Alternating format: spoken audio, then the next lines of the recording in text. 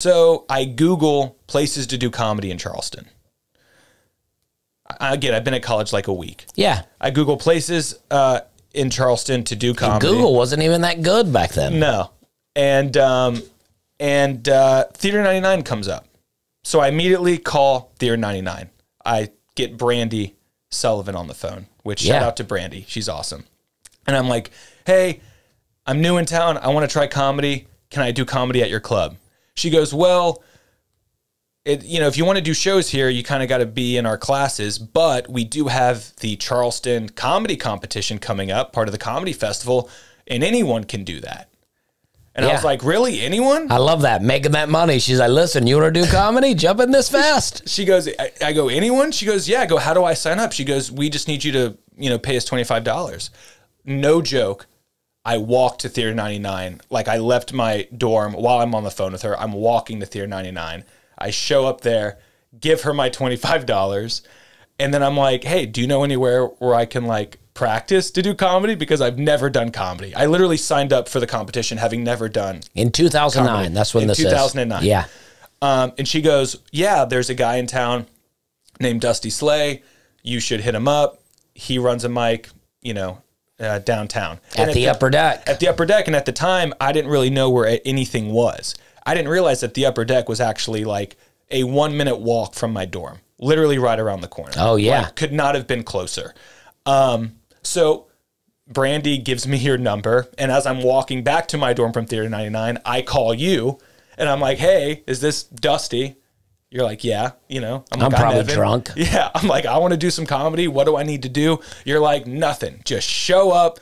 It's going to be great. Can't wait to meet you. So I'm like ecstatic. I'm excited. I go back to my dorm, and I start, all my friends, I start telling them, guys, I'm going to do comedy. I'm going to do comedy. You got to come to the Upper Deck. And everyone got so excited. It was a Monday night, that we did the open mic. I'm pretty sure we were all like pre-gaming at the dorm. Everyone was like having beers and stuff. People were getting really excited. And this bar is a 21 and up bar. You have to be 21 to get into the bar. Yeah. Evan's 18. Yeah. So I show up, and luckily I had a fake ID, and my fake ID was actually my cousin Michael's real ID that he had given to me. It's still scanned, hadn't expired yet. He just gave it to me, got a new license. Like, I had the best fake ID. We also look identical. So I show up to the bar, I get in, no problem. But slowly but surely, like, my friends just keep dropping off. Oh, yeah. Because they either realize, like, they don't have a fake ID, or the bartender is kind of realizing what's going on. So I'm, like, just trying to figure out, like, how to not draw attention to myself. And just because all I want to do is the mic. So my friends are there. My friends that could get in, Kelly, Bennett, I think Britta. Shout out to y'all. Y'all were there that first night. Where it was a fun mic. You were hosting. And I just remember when I went up, I had a couple of stories that I wanted to tell. One of which is on my album, the cell phone incident. Oh, yeah. I told a version of that the first time that I ever did comedy. But I just remember being on stage, and I just kept going, and I just kept going, and I just kept going, and I just kept talking, and I was waiting for someone to tell me to get off. Like, again, this was my first time doing comedy, so I didn't know how to run an open mic. So I didn't know anything about the light. Like, I didn't even know that I was supposed to be looking for the light. I don't even think I was doing a light back then. Right. I was just like, go up there and do your thing. Like, I didn't know how it was communicated to comics that your time was done. Like, that's how new I was. That's how little communication there was between, like, we were all just like, I was probably out smoking a cigarette. It was a great mic. So I just remember I'm up there, and I'm talking.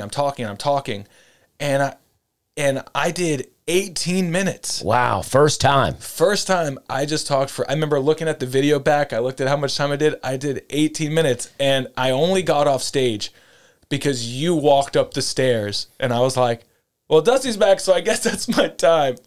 And oh my gosh, I don't think I was any good. I mean, I think I was keeping the audience's attention.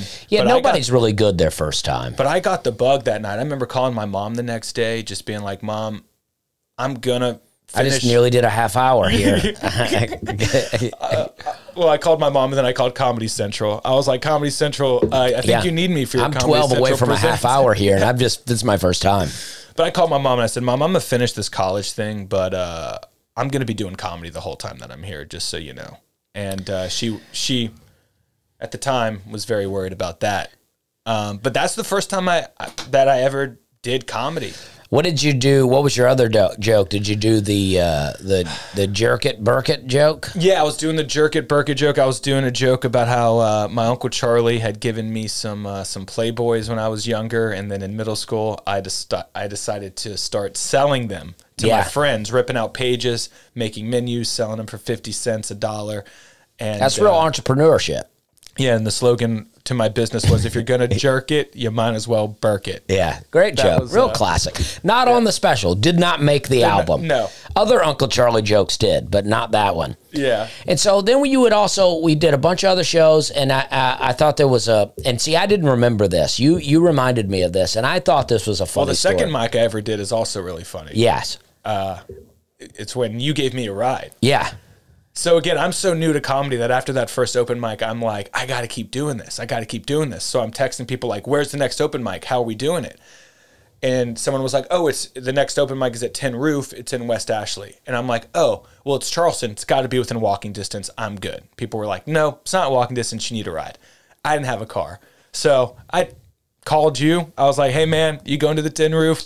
You were like, yeah. I was like, dude, can I get a ride? You were like, yeah. And again, we were neighbors too at the time, because you lived like right across the street from Upper Deck. Oh yeah, we were holding downtown down. So again, I'm an 18-year-old kid. I'm new to college. Like, all my friends are going to rush parties. They're all like at frat parties. They're all like, and I'm like going to the dive bar to do comedy. So yeah, and I'm probably 27 or something like that at this point. Yeah. Yeah. And so you drove me to the mic. That was the first time that I ever met Miles Armstrong. Oh yeah. Who's a really good friend. And I don't think I did well, but the thing that I remember most about that night was you being my ride and you being my ride home.